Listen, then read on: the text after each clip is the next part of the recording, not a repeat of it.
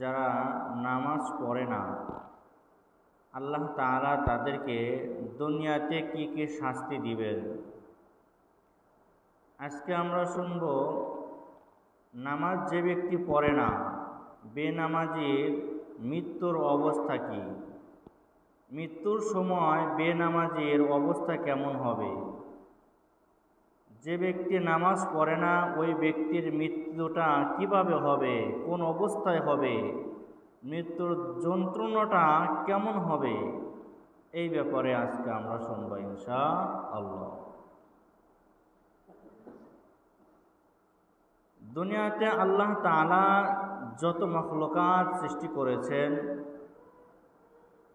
জানদার যত প্রাণী আছে সমস্ত প্রাণীকেই মৃত্যুবরণ করতে হবে।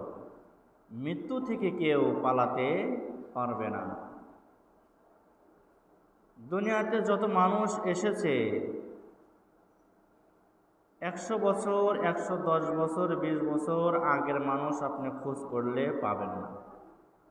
আপনি পাইলে সর্বোচ্চ 110-15 বছর মানুষ, এই বয়সের মানুষ পাইবেন, এর বেশি মানুষ পাওয়া যাবে না। তার মানে দুনিয়াতে যারাই আসছে তারাই দুদিন আগে পরে চলে গেছে। আমরা আছি, আমরাও দুদিন আগে পরে চলে যাব, থাকবো না। কিয়ামত পর্যন্ত যত মানুষ আসবে কেউ দুনিয়াতে থাকতে পারবে না। মহান রব্বুল আলামিন যত জানদার প্রাণী সৃষ্টি করেছেন সবাইকে মৃত্যুর স্বাদ গ্রহণ করতে হবে, সবাইকে মৃত্যুর স্বাদ আস্বাদন করতে হবে। এই জন্য মহান রব্বুল আলামিন বলেছেন প্রত্যেক প্রাণীকেই মৃত্যুর স্বাদ গ্রহণ করতে হবে। মৃত্যুর হাত থেকে কেউ পালাতে পারবে না, মৃত্যুর হাত থেকে কেউ বাঁচতে পারবে না। মৃত্যুবরণ যেহেতু করতেই হবে, সেহেতু কারো মৃত্যু ভালো হবে, কারো মৃত্যু খারাপ হবে। মৃত্যুর যন্ত্রণা সবাইকে সহ্য করতে হবে, কারো সহনীয় হবে, কারো অসহনীয় হবে। মৃত্যুবরণ করার সময় মানুষ যে যন্ত্রণা সহ্য করবে, এই যন্ত্রণাটা কেউ সহ্য করতে পারবে, কেউ সহ্য করতে পারবে না। আল্লাহ তাআলার প্রিয় বান্দা যারা, তারা মৃত্যুর যন্ত্রণা পাবে, তবে এটা তাদের জন্য সহ্য করার মতো হবে। কিন্তু যারা আল্লাহ তাআলার নাফরমান বান্দা, যারা আল্লাহ তাআলার অবাধ্য বান্দা, তারা মৃত্যুর যন্ত্রণা সহ্য করতে পারবে না। যারা নামাজ কামাই করে না, যারা নামাজ আদায় করে না, তারা কখনো মৃত্যুর যন্ত্রণা সহ্য করতে পারবে না।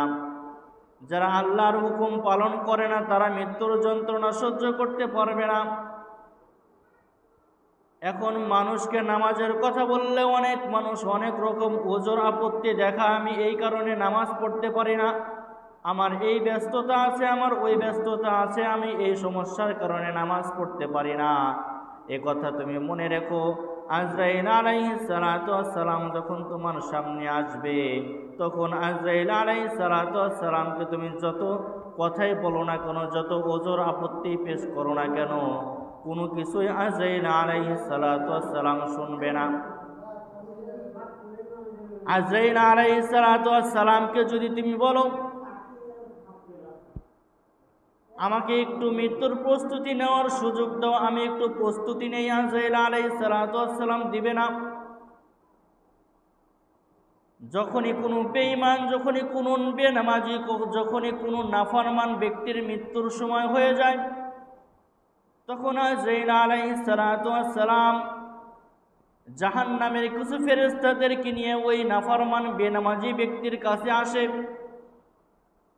ওই বেনামাজি ব্যক্তির কাছে যখন আসে, তখন ওই বেনামাজি আজরাইল আলাইহিস সালাতু ওয়াস সালামকে দেখা মাত্র তার গলাটা শুকিয়ে যায়। আকাশের দিকে তাকিয়ে যখন দেখতে থাকে আজরাইল আলাইহিস সালাতু ওয়াস সালাম তার দলবল নিয়ে আসতেছে, তখন থেকে তার ভিতরে অস্থিরতা শুরু হয়ে যায়। এখনো তার জান কবজ করা হয় নাই, এখনো আজরাইল আলাইহিস সালাতু ওয়াস সালাম তার বুকের উপরে বসে নাই। আজরাইল আলাইহিস সালাতু ওয়াস সালামকে দেখা মাত্রই তার ভিতরটা এমন ভয়ে কাঁপতে থাকবে। এরকম ভয় দুনিয়াতে আর কখনো সে ভয় পায় নাই, এমন অবস্থার শিকার সে কখনো হয় নাই। আজরাইল আলাইহিস সালাতু ওয়াস সালামকে যখন উপরে দেখবে, দেখা মাত্রই তার অবস্থা এমন হবে, তার হাত পা কাঁপতে থাকবে, তার ভিতরটা শুকিয়ে যাবে, তার চোখগুলো বড় বড় হয়ে যাবে, তার শরীর দিয়ে ঘাম বের হতে থাকবে, ভয়ে সে কম্পন সৃষ্টি হয়ে যাবে। ওই সময় সে মৃত্যুর হাত থেকে বাঁচার জন্য চেষ্টা করবে। তখন বলবে, আল্লাহ, এমন ভয়ঙ্কর পরিস্থিতি আমার হবে এটা আমি কখনো কল্পনা করি নাই। যদি আমি বুঝতাম, যদি আমি কল্পনা করতাম যে আমি নামাজ না পড়ার কারণে আমার মৃত্যুটা এত কষ্টকর হবে, আমি এক ওয়াক্ত নামাজও ছাড়তাম না।